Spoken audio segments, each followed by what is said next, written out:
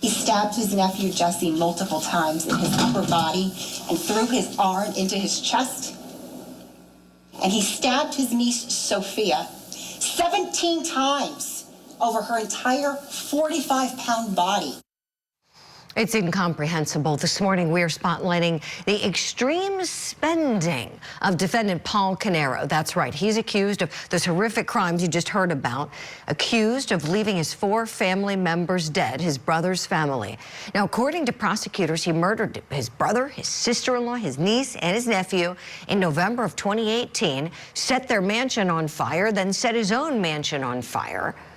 Now, prosecutors make these allegations, and they say that the basis and the driving force behind them was money. Money. Yesterday, we heard Detective Debbie Basinger testifying about how much money the defendant was spending at the time of the homicides and what he was spending the money on. Take a listen. The defendant had 3 Porsche leases, and in 2017, those lease payments totaled $39,846.51. And in 2018, those payments totaled $25,906.90. Next category is Tiffany and Company. Do you see that? Yes.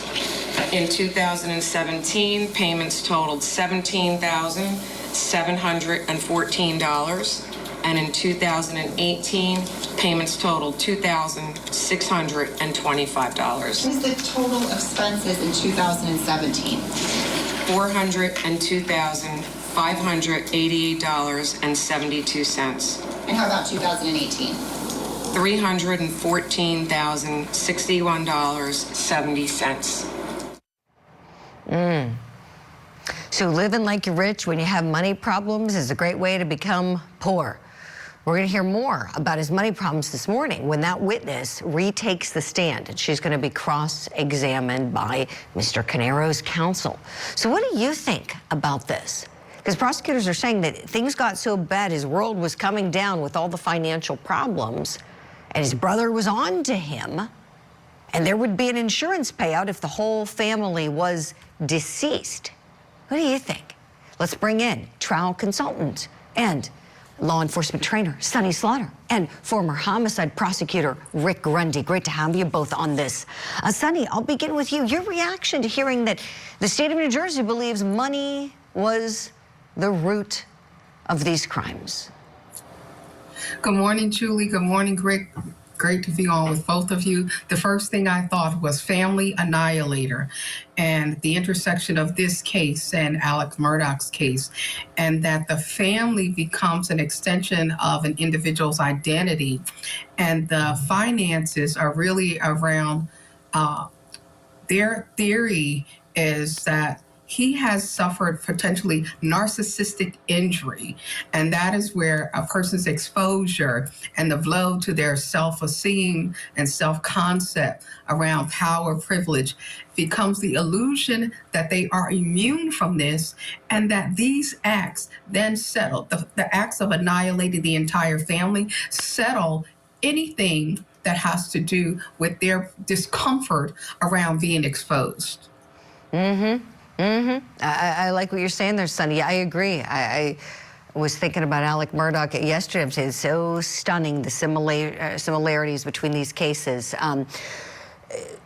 Rick, with Mr. Caneiro in the outrageous spending, looking at what the defense might say, you know, when you're a prosecutor, obviously you're anticipating the other side. Today is going to be the defense's time to get up and cross her. What do you expect to see his lawyer saying about this and the points you would think he should make for the jury? Well, what we know at this point in time, and I think Sonny gave a great commentary there with respect to the mental mens rea that a person goes through when they commit an act like this, with the key word being narcissist. But on the defense side, they've already put out there that there's a ghost out there. I guess the ghost is supposed to be the other brother. So without taking on proving beyond a reasonable doubt that that happened, they've put that out there, and that seems to be kind of the cornerstone of their defense. So I think what you need to do is They're going to focus in on that he had a great relationship with these kids and with his brother. And they, I think unsuccessfully, defense attorneys try at times to say, who would commit such atrocity for money? And it kind of ignores the fact that throughout history, whether it be for land or lust, we will kill one another. Whether it's by a government or individuals one-on-one going to war, we kill for money and lust. Right, that's right, Rick. Let's take a listen to some of what the prosecutor said in the opening statements about how Paul Caneiro allegedly committed these crimes. He waited until dark, until the early morning hours after midnight, and he came prepared. He armed himself with a loaded handgun. He wore black nitrile gloves on his hands, and he snuck up on the family while they slept. She says he snuck up on the family, going in the middle of the night when they're most vulnerable. Ooh, it's just chilling to think about this. Sonny, your thoughts on the stealth nature of these crimes as alleged by this prosecution team? You know, it's really painful to think about the planning that people do first in their minds before they act them out, and the way in which they make peace with what they're going to do. And I think the prosecution really hit the nail on the head when it's like a lying in wait, and the other people don't even know what's coming.